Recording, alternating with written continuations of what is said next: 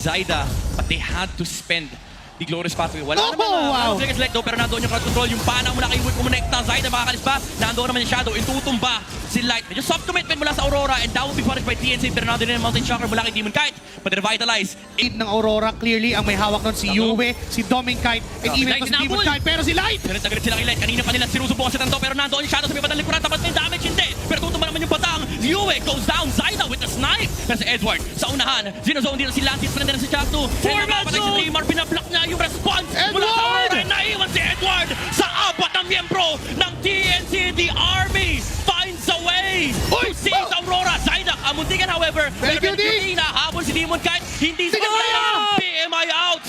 Yan siya, may natin ng 10 na HP si Benny Cutie, pero andito na yung Aurora sa tapat ng Lord, sa turtle, sorry, Edward, zoning out Lansing, Glorious Pathway, ginamit na rito ni Light, and the Demon Kite win! Referee! Siya pa yung makakakuha. Dominkite daw! Pero lumalaban pa rito yung Aurora. Tatama ni Edward, Shadow Kill mula kay Zaida, tutumas Neymar, buhay pa rin. Shadow makakalabas pa, blazing duet mula kay Benny, walang tatamaan. Pero nandoon yung Shadow ni Zaida, kaso Ni Demon Kite, and even Zaida ay kamuntik-muntikan pa.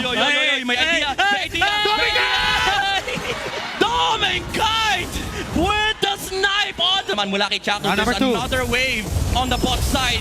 Pero airstrike still on cooldown. Chakno, sinusustain yung damage ng Aurora. Pero nakakate ni Dominkite. Summon Force once again committed, pero nakadepensa. Aurora, sinalo! Light with a stun on to Trimar. Pero airstrike ginamit ng Lancy. Napagamit na ng bravest fighter dito si Trimar. And Dominkite with the zone as well.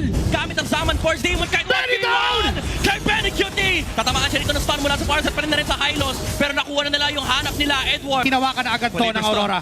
When they first TNC, wala silang idea. Nakaharang si Edward. Chakno susubukan sumili. Pero Trimar, naharangan ng pana. Vision mula sa Mountain Shocker. They are setting up to turn here. Light with a stun onto Zaida. Lagay mula kay Lancy. Pero tamang trabaho lang si Demon Kite. Pero airstrike mula kay Lancy. Pero magbaback off lang ang Aurora. Conceal mula kay Chakno. Naghahabol sila ng potential counter dito. Demon Kite, makikita nila yung stun. Na-traceless lang. Zaida!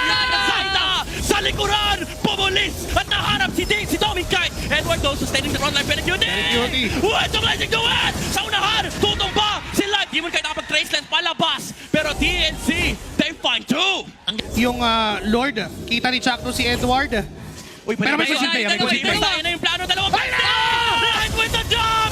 Taking down Benny Cutie! Zaida makakalabas siya dito. However, Dominkite, next sprint na yung Summon Force, pero tumumpa rin naman si Lancy and Trimar. Hindi na rin siya mabubuhay. And successful ang plano ng Aurora. Hindi pa makakauwi. Si Chakno, Zaida ang naiwan sa base. Wala na siyang Shadow. May Shadow Kill, pero makikilipan niya ang Minion Wave Tower Lock para sa Aurora. Pero si Dominkite ang makakatapos ng game na to at ang makakakuha ng sweep.